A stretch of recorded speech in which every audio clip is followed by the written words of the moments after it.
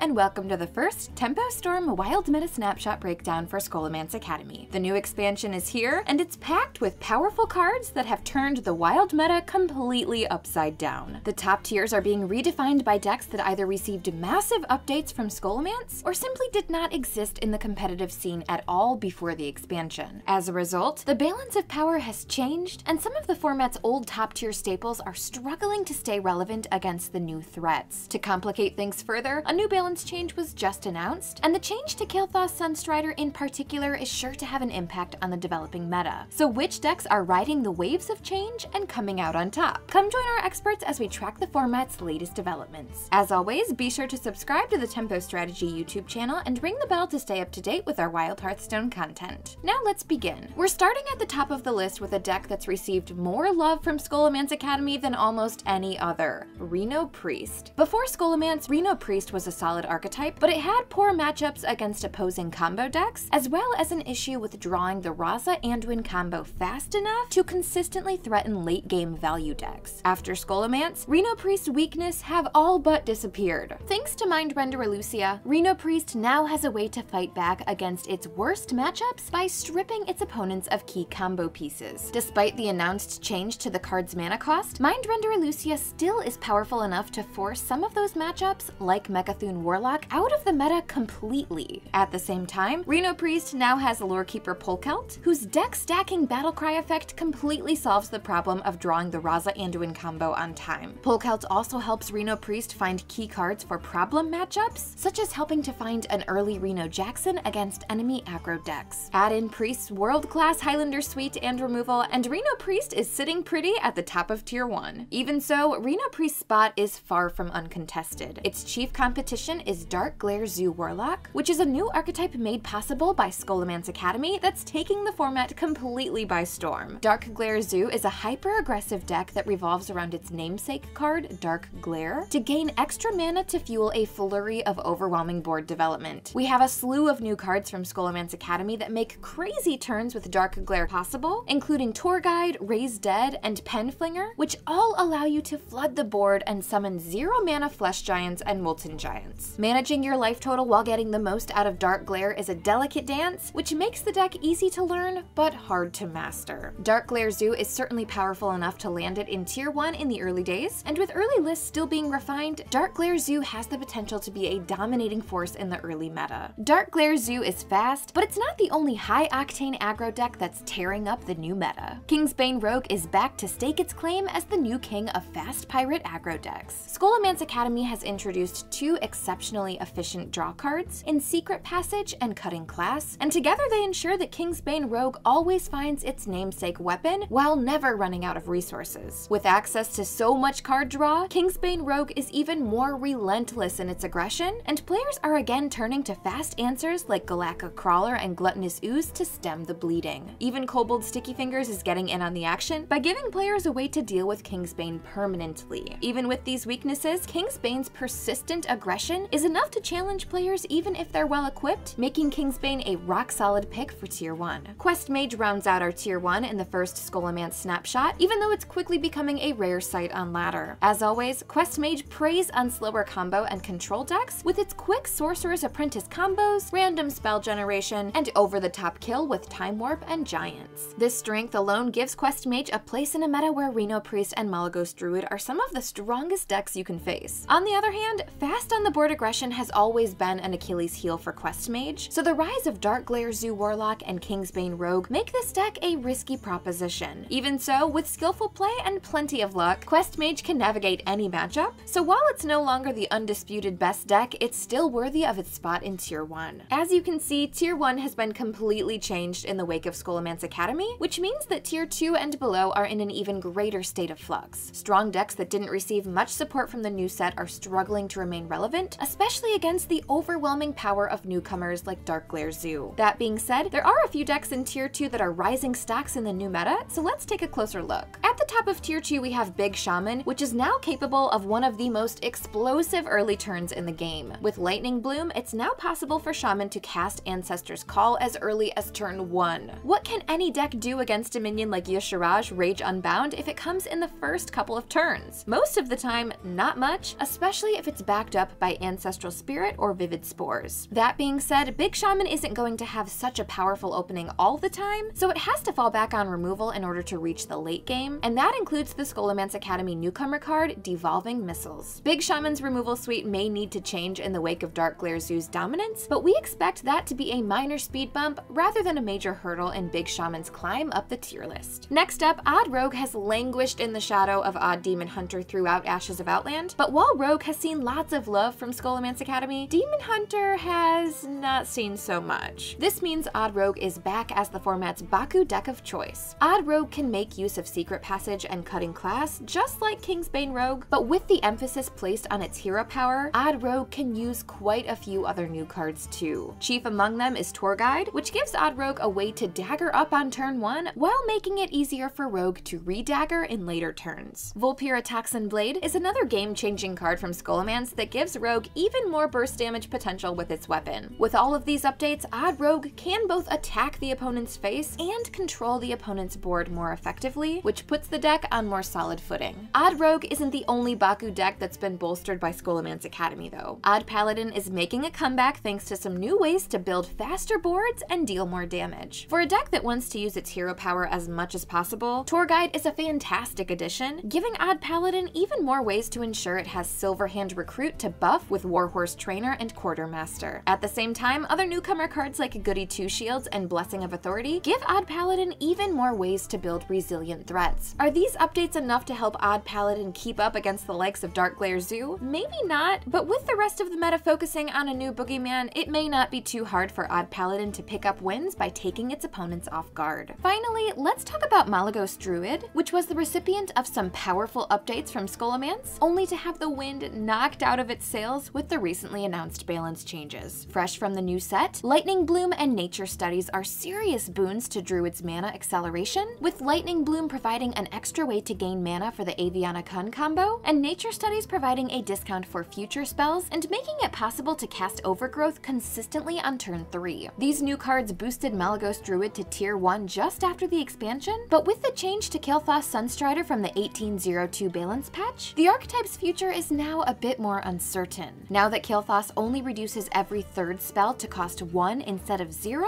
it's harder for Druid to use Kil'Thoth to make a counter push to stabilize against aggro. As a result, we're placing Malygos Druid at a tentative tier 2, and we're keeping a close watch to see where it goes from here. All in all, Scholomance Academy has shaken Wild to its foundations, giving us a new set of top-tier decks while leaving the rest of the format scrambling to adjust. Between the new set and the upcoming balance changes, we're eager to see how things shake out in the developing meta.